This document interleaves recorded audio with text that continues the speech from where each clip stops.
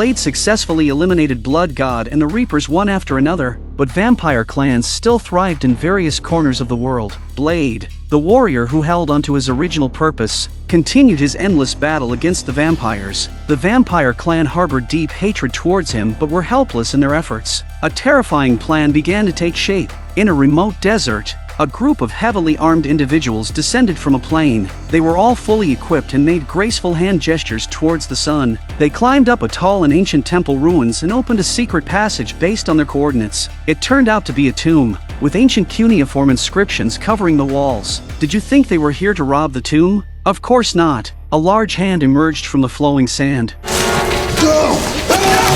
The creature that crawled out was none other than the vampire progenitor, Dracula. Dracula possessed abilities far superior to ordinary vampires. He wasn't afraid of garlic or silver weapons, and could even freely move under sunlight. The awakening of this near-perfect blood-sucking demon, which has been asleep for a century, is sure to cause a storm of bloodshed. However, this was only a part of the vampire plan. During an operation, Blade and Whistler were hunting a group of vampires on the highway. Blade loaded silver bullets and hit the last vampire. Strangely enough, this vampire did not burn when it was hit by Blade's silver bullet.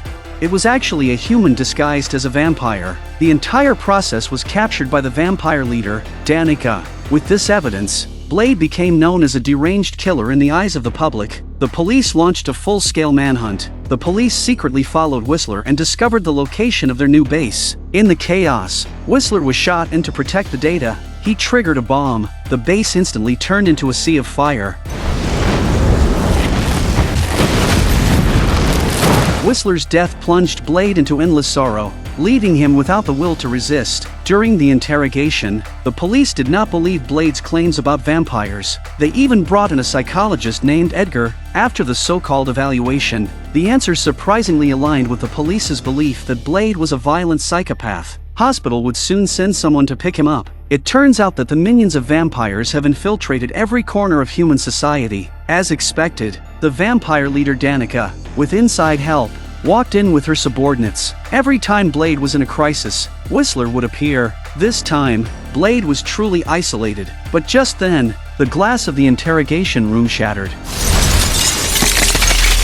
A man named Hannibal jumped out and quickly inserted a new immune serum into Blade's mouth. In an instant, Blade was revitalized with power. Also participating in the rescue operation was a skilled archer named Abigail, Whistler's illegitimate daughter. Influenced by her father, Abigail was an excellent vampire hunter. The situation in the police station became complicated as they were surrounded by both the police and vampires, with no way out. At this moment, Blade sneaked into the ventilation shaft. Fortunately, Abigail cleared a bloody path with her extraordinary sword skills.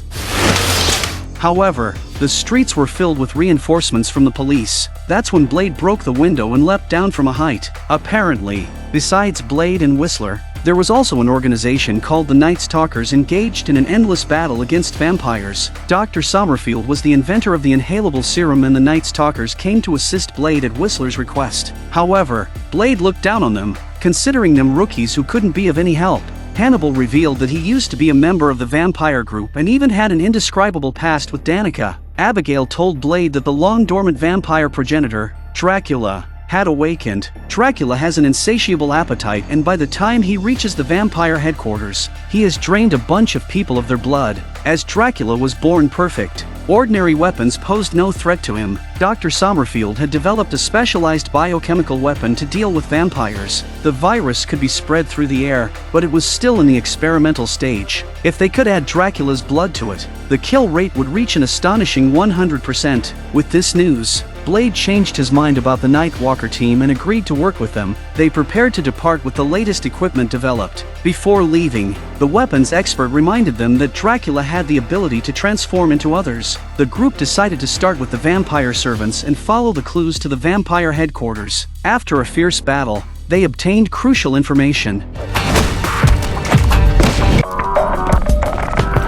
They then break into Dr. Edgar's office, only to find that Dr. Edgar has been killed by Dracula, who has taken on the form of Dracula. Dracula realized his trick had been exposed and immediately launched an attack. Dracula effortlessly took Hannibal hostage and wounded him with a silver weapon. Seizing the opportunity, Dracula escaped by breaking a window. Blade Runner pursues Dracula. Dracula broke into a residential building and took a baby from its cradle. Dracula, as the legends foretold, was not afraid of sunlight. In order to shake off Blade's pursuit, Dracula threw the baby away and disappeared. Abigail treating Hannibal's wounds at the base.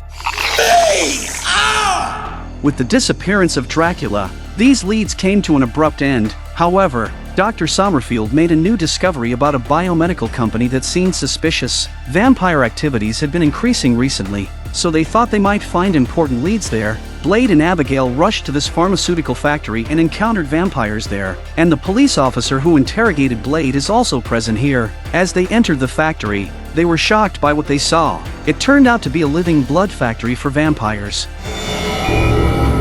The vampires believed that individual hunting was too inefficient, so they captured homeless people from the streets, vacuum-sealed them, and used them as a constant source of blood production. They claimed it not only satisfied the vampires' daily needs but also solved a societal problem. Blade expressed his unacceptability at this inhumane practice and angrily took out the vampire servant police. Blade had staff force a shutdown of the running program. Taking advantage of Blade and Abigail's absence, Dracula disguised himself as Whistler and silently infiltrated the Nightstalkers' base.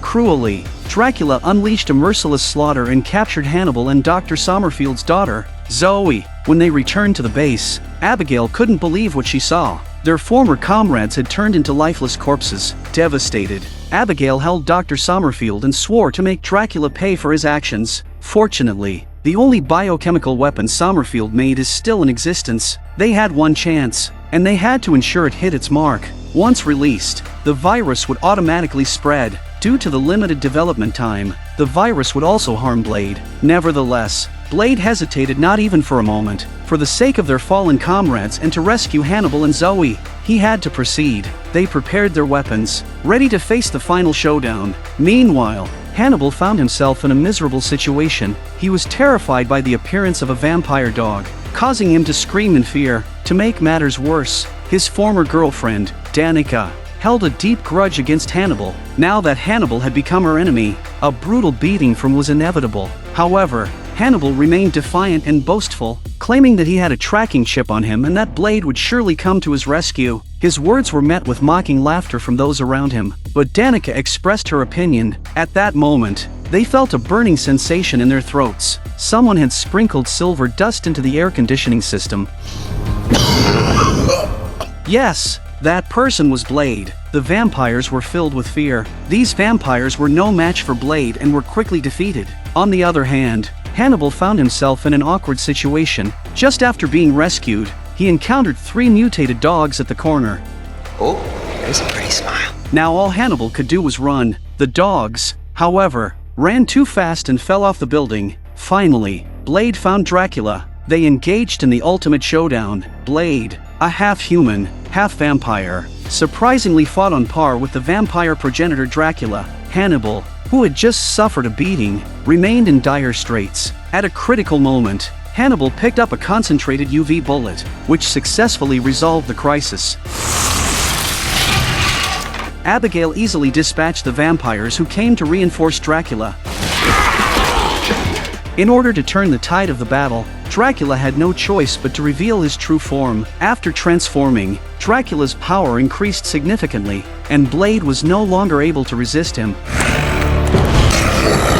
Just then, Abigail shot the only virus antidote, but Dracula swiftly captured her. Unaware of the horrors of the arrow, Dracula carelessly threw it on the ground. This presented Blade with a perfect opportunity for a kill. The virus spread throughout Dracula's body along with his blood, dispersing the infected cells as he sprayed them from his mouth. Spreading to every corner, the surrounding vampires quickly became infected. As Hannibal was on the verge of being choked to death, he managed to escape once again. Blade fell to the ground due to the virus infection. As the sun slowly rises, the vampire is reduced to ashes. In that moment, Dracula finally understood that Blade was the future of the vampire race. He believed that one day, Blade's bloodlust would triumph over everything, decided to give him a parting gift. Hannibal and Abigail take Blade, who was in a coma. Lying on the shattered ground was Dracula, disguised as Blade.